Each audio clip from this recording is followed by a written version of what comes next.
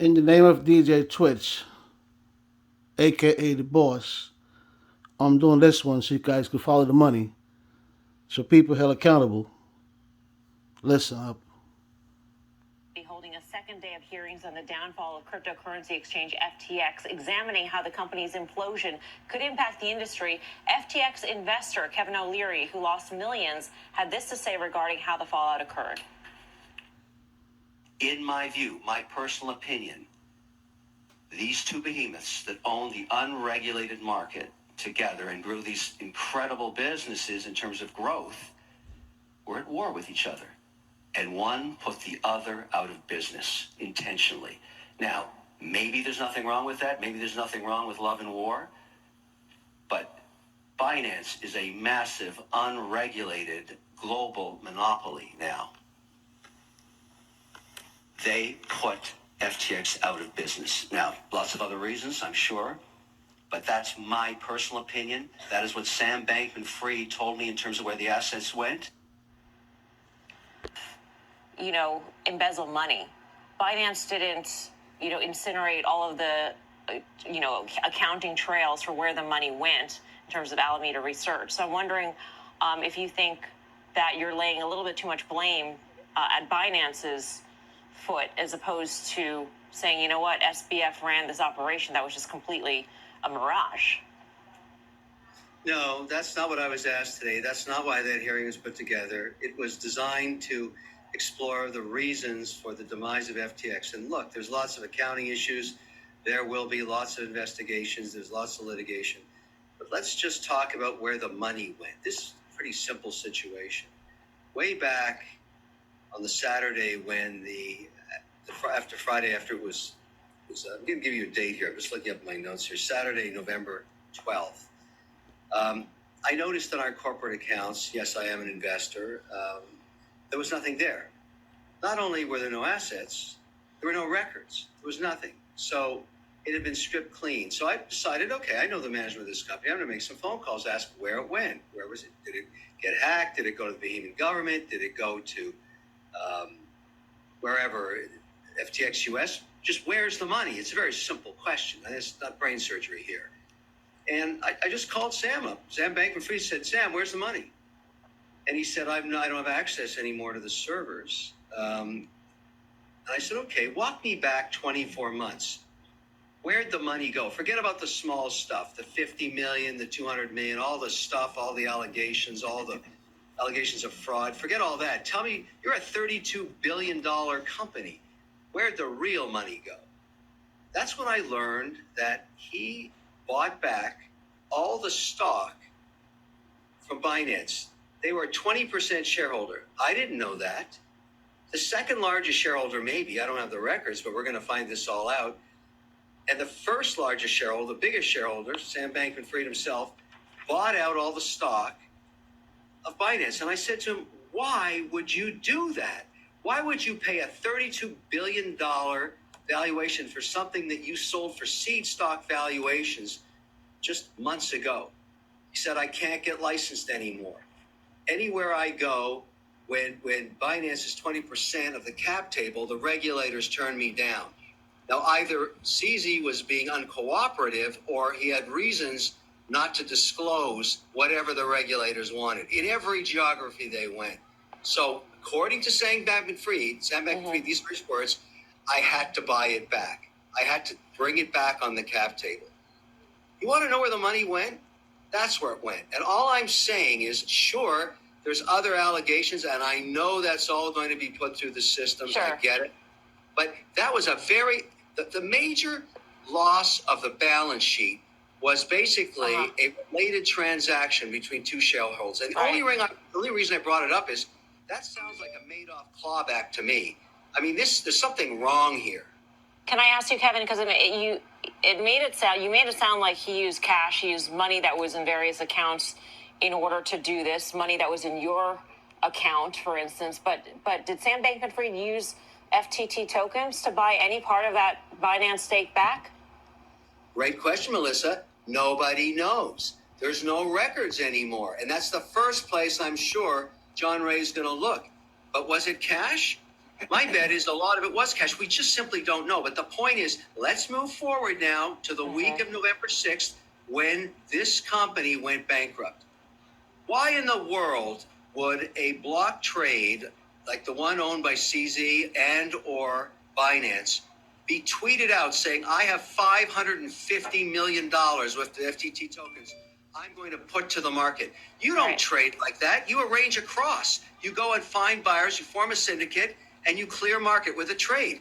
Well, that's in traditional finance, Kevin. This is decentralized, Wild West finance. So he didn't do that. Well, Melissa, that's the whole point. And let me tell you something. My read of the Senate today, they're tired of this. They don't want to keep holding hearings every 6 months when the next crypto crap blows up. They're done with it. They're not having a great week so far, and his worst days may be still ahead of him. On Monday, he was arrested in the Bahamas at the request of the U.S. government, which had filed a sealed indictment in the Southern District of New York. On Tuesday, the SEC charged him with defrauding the venture capitalists and other equity investors who invested in FTX with their rather limited due diligence since 2019. Shortly afterwards, CFTC charges followed, alleging that FTX commingled customer funds and that Bankman-Fried violated the Commodities Exchange Act. There's some pretty wild stuff to read in the three complaints. The fact that Sam Bankman-Fried was the only person charged, at least so far, has led to some speculation that his business associates may be cooperating with prosecutors. SBF's lawyer says that he is reviewing the charges with his team and considering all of his options.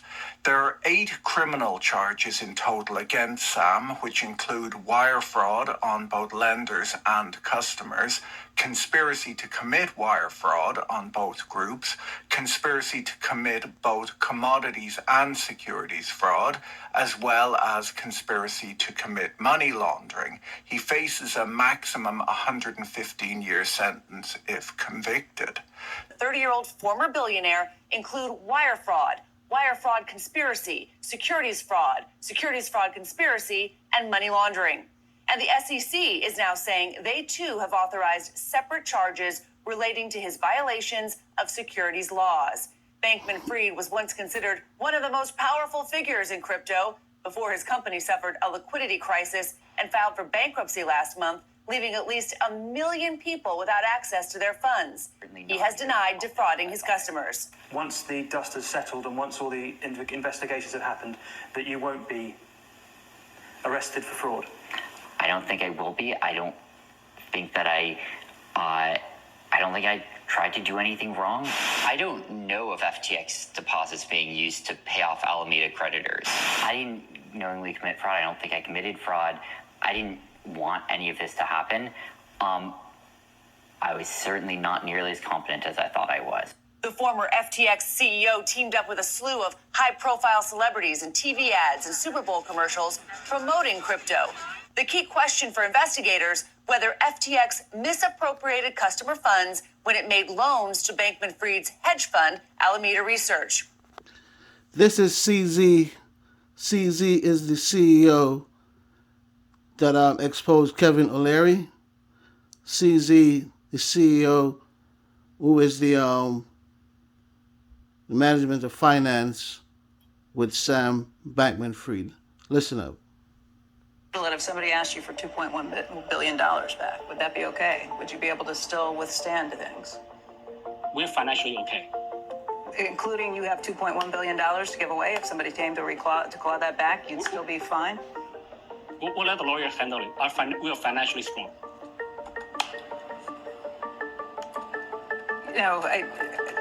The $500 million that you guys spent on Twitter, where did that money come from? Are you confident in that? Or do you have additional money? And the reason I ask these questions is, again, you guys aren't FTX, but FTX was making a lot of investments in other places that turned out to be customers' money. Where did you guys get the money for the $500 million investment in Twitter? We don't use customers' money. We have revenue. Our revenue comes from trading fees, and we have very solid revenue. We do not spend on crazy advertisements. We're okay.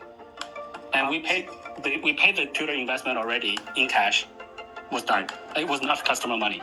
That I can guarantee you. In 21, Sam Bankman-Fried said that he bought you out, your stake in the company. I imagine he transferred funds to you, likely somewhere between $2 and $3 billion. Is that right? I remember it was $2.1 billion at the time, and a big chunk of that is in FTT tokens, which are now worthless. So he sent you FTT tokens, and you believe that the majority of the $2.1 billion was that? It's a combination of, I believe it was a combination of BUSD, BNB, and FTT. I don't know the exact combination now, but it's probably about, I don't remember exactly, but FTT is a big chunk. And that's why we still have, even after the FTT price dropped over the last year, we still have $500 million worth of it. $580 million worth of it on the day when we transferred from the address we received a year and a half ago. We never touched it. We actually kind of forgot about it. And then we transferred it on the blockchain from that address we received to Binance.com, and that got picked up by the community. So in this industry, everything's very transparent. Well, but my question to you is, both a bankruptcy judge and potentially others could seek, like they did in the case of Bernie Madoff, frankly, to seek to claw back that money. So if you had to send a check in US dollars for $2.1 billion, could you? So I think we'll leave that to the lawyers. I think our legal team is perfectly capable of handling it. My expectation, though, just from common logic, is that there was a lot of spendings after that transaction in the more recent times. CZ, the other thing I wanted to ask you about, and this relates to FTX. Yesterday, Kevin O'Leary testified in front of the Senate, and he was asked, where did the money go? Meaning the FTX money. And he suggested that one place that the money may have gone is, in fact, to you. When Sam Bankman-Fried, back in the summer of 21, effectively bought out your stake in the company. Well, first of all, I think Calvin O'Leary, he's making a bunch of nonsense claims, and they don't make sense. They don't make any logic. He shouldn't be making those claims as a celebrity investor. I'm actually very surprised that he's able to omit a lot of different things and make some really specific, targeted things. For example, in that interview with you guys, that in the same interview, he said the entire record from his account on FTX, the entire records are gone. He's not concerned about that. He just picks up the phone and calls SBF. He's not concerned about the fact that the platform records for users are gone. He's not concerned about other users. How many people can pick up the phone and call SBF? And he says he was talking with SBF up until the point that SBF was arrested. Yeah, that's I see an your indicator point. of a very special relationship. Yeah, I see your point, and I don't think the problems that existed at FTX were simply any back and forth between your two forums. It definitely led to the disclosure that there had been money that was taken, but that disclosure raises lots of questions about firms like yours. Have you done the same? Has there ever been commingled funds? Have you ever taken any of the clients' funds and done anything with them? And again, why should we believe you? Because Sam Bankman-Fried told everybody, no, that hasn't happened. And he tweeted a lot of the same stuff that you've been tweeting in recent days, which I think gets back to this idea of show me the money. Yeah, so let's get back to show me the money part. So Calvin omitted the fact that there's no records. That's not a problem to him. So he just want to talk to Sam and believe whatever Sam says. He doesn't want to look at the records. And if you look, and he wants to omit all the small spendings, $50 million, $200 million. $200 million is small spending. That's very convenient. He says he didn't know that Binance was a shareholder of FTX. So he invested in FTX without looking at the cap table. But he was very specific in the way he counts for a transaction 2 years ago. So that's kind of contradictory. So I think Calvin's a liar. So I think he's lying about a bunch of stuff. So that's his problem.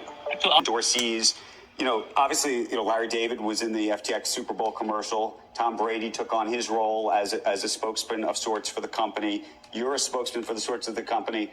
Not of sorts, but were. It's funny. I don't know if it's funny. Some people wouldn't expect a Larry David or a Tom Brady, maybe fairly or unfairly, to either have known or understood or necessarily done all the diligence that they should have done. Well, let me tell you why. But they look at you and they think that you should have. Well, that's interesting to differentiate me. I can tell you he's a better quarterback than I am. So there's things we do differently. But let me tell you what the theory was and why Sam Bankman-Fried was hiring all these people. He was very jealous of the accounts that Coinbase had, and he wanted to figure out how to build a retail base quickly. And so it's not crazy what he did. Putting his name on an arena makes sense if you can make a brand become ubiquitous in America so that you can try and get more consumers to build that base. Maybe jealous isn't the right word, but he said they started 3 years earlier and they were way ahead of him, and he wanted to catch up. And that was the way to do it. So it's not a crazy theory. Companies advertise and they do it this way. Now, obviously, none of us would have wanted to be in this mess if we could have avoided it, but we just didn't know. And frankly, venture investing is, you can do all the due diligence you want. You're still going to get 8 out of 10 go to zero. That's been the stat since 1954 when they first started covering it in Boston. Right. So at the end of the day, that's the nature of investing this way. It's risky. Just one question about the creditors, just your opinion on it, since you're trying to get on the creditors committee. If they do recover money, that money that goes back, what should the order of the creditors be? Who should get paid back first? The people who actually lost their money that they were asking them to hold, or contractors and spokespeople? Like where should that fall in your opinion? My opinion about this is, when you become an advocate for getting it back on a credit committee, you take care of the small people first, the people that lost their money. I don't mean small people. I mean people like diminishment amounts inside their accounts. They're hurt the most. And so it's not that the shareholders, of which I'm included, I'm in both of these groups, I don't think we should get anything back. We're venture investors. We're big boys. We lost our money. We understand it. I don't want anything back there until the people that had money in the accounts get theirs back. That just seems fair. And I What the fuck is QuickBooks? Now we're going to hear about QuickBooks on this episode of FTX hearing. Listen up, folks. They use QuickBooks, a multi-billion-dollar company using QuickBooks. QuickBooks? QuickBooks. Day one of the FTX crypto hearing in Congress was wild. From AOC getting into conspiracy theories to Brad Sherman grandstanding on why Bitcoin should die, the information that came out of this hearing was big. For example, new FTX CEO John J. Ray has been clear. This level of fraud is so much worse than the Enron fraud, and he details just how amateur the business of FTX was. Mr. Ray, you have compared FTX as worse than Enron. Can you please elaborate on some of the specific ways FTX is worse than one of the largest corporate frauds in history? The FTX group is unusual in the sense that, I've done probably a dozen large, scale bankruptcies over my career, including Enron, of course. Every one of those entities had some financial problem or another. They have some characteristics that are in common. This one is unusual, and it's unusual in the sense that literally, there's no record keeping whatsoever. It's the absence of record keeping. Employees would communicate, invoicing and expenses on Slack, which is, essentially a way of communicating for chat rooms. They use QuickBooks, a multi-billion-dollar company using QuickBooks. QuickBooks? QuickBooks. Nothing against QuickBooks, very nice tool, just not for a multi-billion-dollar company. Look at Priceline, because when you say Watched all nearly 4 hours of this, so you don't put together a little bit of a timeline of this collapse between November 12th and yesterday. On November 2nd, we have CoinDesk leaking these balance sheets. On the 8th, Binance signs a non-binding letter to acquire FTX, and Bankman-Fried freezes or pauses withdrawals from FTX. I would like to submit to the record your declaration to the U.S. Bankruptcy Court, or FTX's declaration to the U.S. Bankruptcy Court that was filed yesterday. Now, on November 9th, the day after those assets were frozen, Binance announced it would not go through with the purchase. And according to this filing, the same day, Bankman-Fried emailed the Bahamian Attorney General with an offer.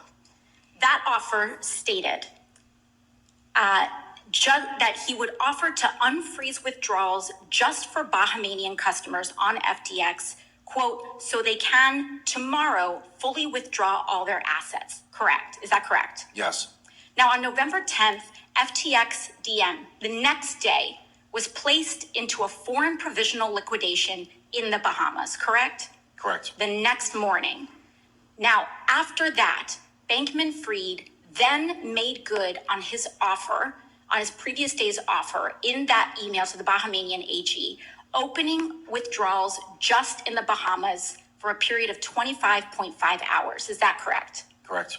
Now, during that period, $100 million was withdrawn in the Bahamas from FTX by 1,500 individuals, correct? Correct. And this was the day before you were set to take over. So he was still in control. This was like right before he was supposed to hand this off.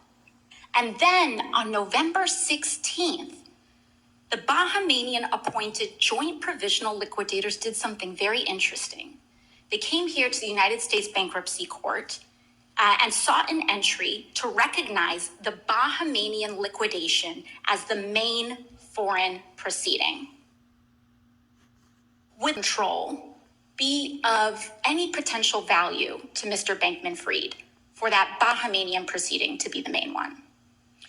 Well, clearly, there seemed to be an effort by the Behaving Commission to get control of the bankruptcy process, and I think that was evident by their filing, which, by the way, was made up in New York, not Delaware. Oh, thank you. Thank you for that correction.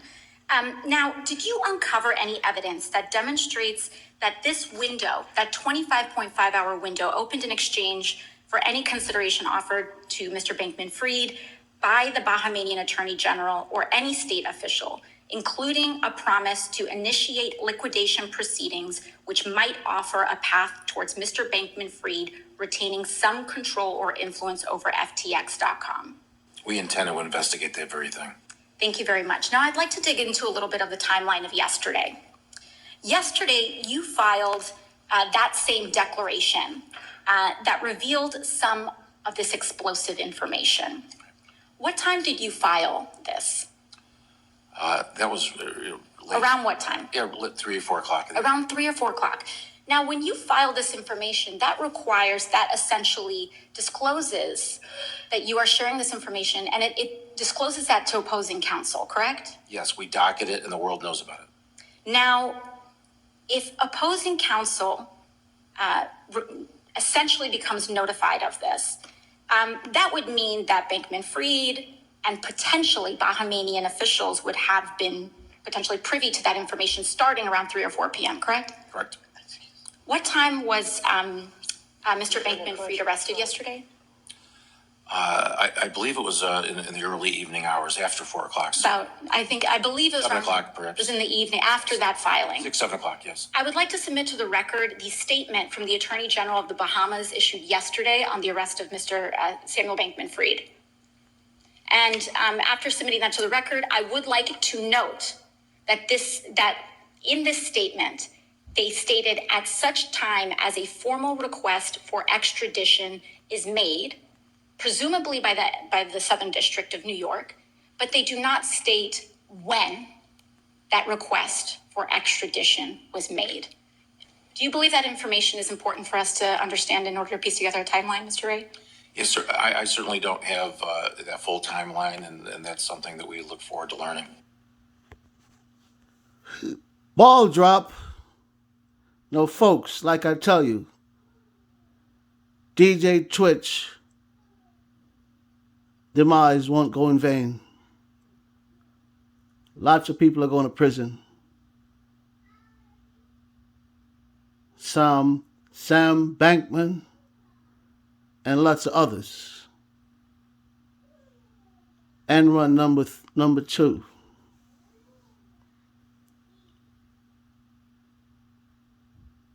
The Enron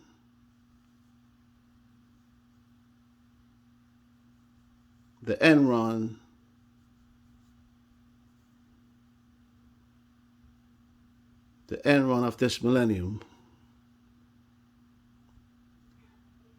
Sam Bankman-Fried, the Bernie Madoff, the Enron.